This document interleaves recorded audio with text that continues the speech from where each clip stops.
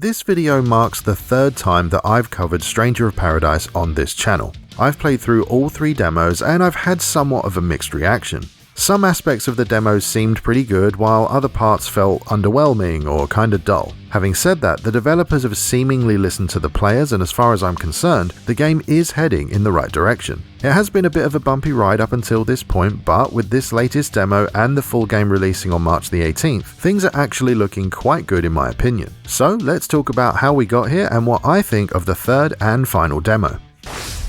So the first Stranger of Paradise demo had me feeling quite excited for the game, and I genuinely had a pretty good time with it. It kind of felt like a weird version of Nioh at first, and that shouldn't be too surprising when you realise that it's being produced by near enough the same team as the first and second Nioh games. I thought the first demo had a solid foundation and it did run pretty well, however it definitely needed some work. It also lacked anything that made it feel remotely connected to the Final Fantasy world. At that time, it looked like it was shaping up to be another Souls-like action game, albeit with some additions and design elements from Nioh. Then came Demo 2, and this demo nearly killed the entire game for me. I was very close to just ignoring the game entirely and cancelling my pre-order. I don't know if this was just my experience, but it ran so poorly and had what seemed like a massive visual downgrade. The frame rate was taking huge hits during combat, and the character models looked just awful, and the edges were very jagged and fuzzy. The actual locations in the second demo were pretty cool, and we did get to see a few more mechanics, but overall, I was very worried about the game at that point. I was basically ready to just give up on the game because I felt like what started out as a decent idea had just sunk so low. I mean, it just didn't feel right or look right, and I don't know, I just didn't think there was any hope for it. Oh, and by the way, if you want some more detailed thoughts on the first 2 demos, I'll link my videos on them down below. And that leads us to the topic of this video, which is the third and final demo. At the time of recording, the full release is around 5 days away, and I'm very happy to report that this demo was, in my opinion, fantastic. It's not perfect, don't get me wrong, but I'd say it was easily the best demo of the 3. Now of course you'd probably expect that, wouldn't you? But then again, how many times has a demo come out a few weeks before release and showed the game in a positive light only to have the full game be utterly worthless? Demos can sometimes be a difficult thing to gauge. You can have a good demo for a bad game, but then again, sometimes they absolutely do warn you of what's to come. I mean, just look at the recent terrible demo of Babylon's Fall. I wouldn't call it much of a prediction, considering how bad the demo felt, but as I said, the game was completely dead on arrival. And I suppose my point is that demos don't always show you the full picture, so do keep that in mind when playing them. That said, I really enjoyed this final demo for Stranger of Paradise. It's fully rekindled my interest in it and has essentially restored my hope.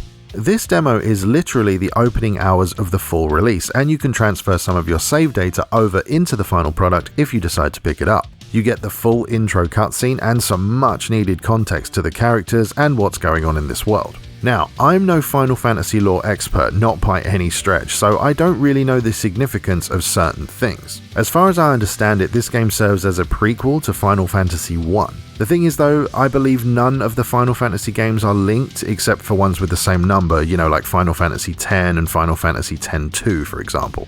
So if I've got this right, nothing that happens in Stranger of Paradise will have really any connection to the events of, say, Final Fantasy 7, 9, 15, or the upcoming 16. I know there's some design elements, visuals, and ideas that do follow through the entire series, but there's generally nothing that connects everything story-wise. And if I have any of that wrong, please do correct me in the comment section. And the reason that I bring this up is that when I played the first 2 demos, everything seemed a bit off and out of place to me. Seeing these characters wearing somewhat modern clothes and then exploring what seemed to be some sort of medieval shrine was a bit weird to say the least. We've explored the Shrine of Chaos in these demos 3 times now, but never with any real context. This particular demo has so many visual elements that made me think, oh yeah, that's a Final Fantasy thing, which is something that the others were lacking. As usual, I won't spoil the story beats for you here, but in my opinion, there's lots of cool Final Fantasy-esque stuff going on. You know how Final Fantasy VII has that kind of futuristic yet medieval style to it, where technology and guns meet swords and magic? That is what this demo showed me, and it really helped elevate this to the point where I could say yes, this is in fact a Final Fantasy game.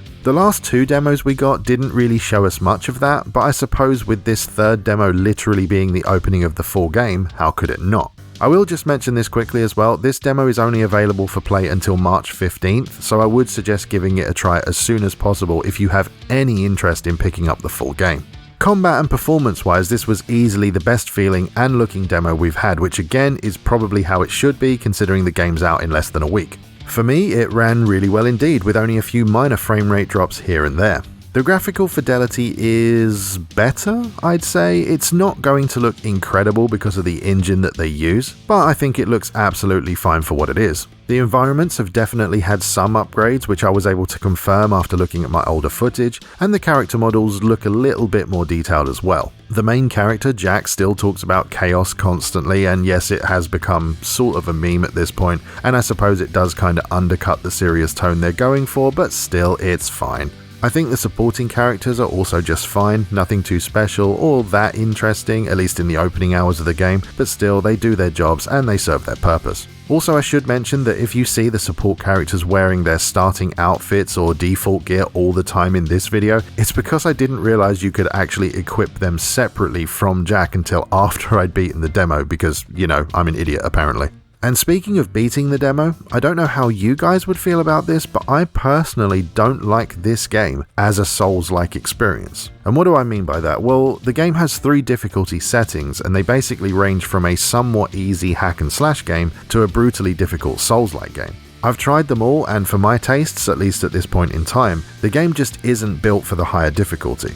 I just personally don't like it when it's too harsh, and that's coming from someone who's near the end of Elden Ring and finding it rather average in difficulty. I just don't think the harder difficulty works in Stranger of Paradise, and I found that I enjoyed the game so much more on the story difficulty that turns it into more of a hack and slash type experience. You can even turn on a casual mode, which alleviates even more of the penalties and allows you to do things like pause the game. Now, of course, your mileage may vary. Perhaps you want the game to be difficult, and if that's you, well, the game's got you covered. Perhaps I just don't want to be playing 2 difficult games at the same time, and that's why I'm enjoying it more in a casual way. I honestly don't know for sure, but at the moment, story difficulty feels great to me, and you can still get killed relatively easily by a strong enemy you underestimated, or by simply dodging off of a cliff. Outside of combat, I really do like the way the game works and the way it handles certain mechanics. The job system is one of those mechanics that I really like, and the way that you can just switch to whichever job or class that you want is brilliant. It doesn't ever lock you into anything, and you can increase your job affinity by simply wearing gear that gives that job an affinity bonus. Also, using and leveling up different jobs unlocks access to higher powered classes that provide even more flexibility. You don't really earn XP and level up your character in the way that you might think. Characters can equip up to 2 jobs at a time, and it's the jobs themselves that earn the XP.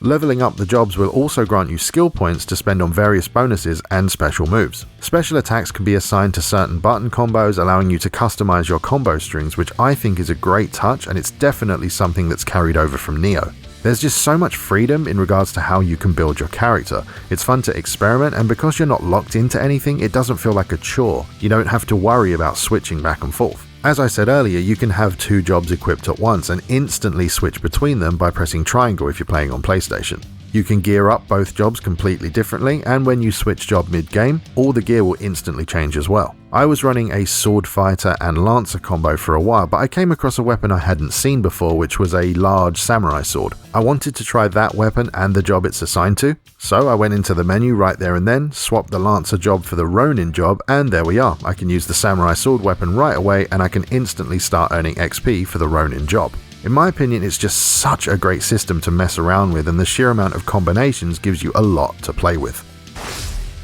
Considering that I've covered this game 3 times now, I think we can probably leave it here. I think this is going to be a solid game, and I will be reviewing the full title on this channel after release. The prequel story may end up being a bit of a letdown for some, and the graphics are a bit out of date. However, for me, the game shines the brightest during its combat and its flexibility. Some players may need a good story to hook them in, and honestly, sometimes I'm exactly the same way. With this game though, I could easily skip every single story moment and every piece of dialogue, not have a clue what's going on, and still enjoy it for the gameplay alone. Ultimately, if you're watching this video and you have even the slightest interest in the game, I would urge you to give it a try in the next few days, if at all possible. I don't think this game is going to be the best game in the world, and considering that Elden Ring has essentially stolen the show recently, it may feel like a bit of a downgrade if you're coming to this game from that game. And if we're being honest with ourselves, I suppose it kinda is a downgrade in many ways. However, in my opinion, that doesn't mean that Stranger of Paradise is or will be a bad game. I for one am really looking forward to the full release of it, and I'll be playing it a lot more in the months to come. If you enjoyed the video, I really hope you'll consider subscribing, and if you like what I do and want to help support the channel, please check out the first link in the video description down below. Thank you very much for watching, and I'll see you next time.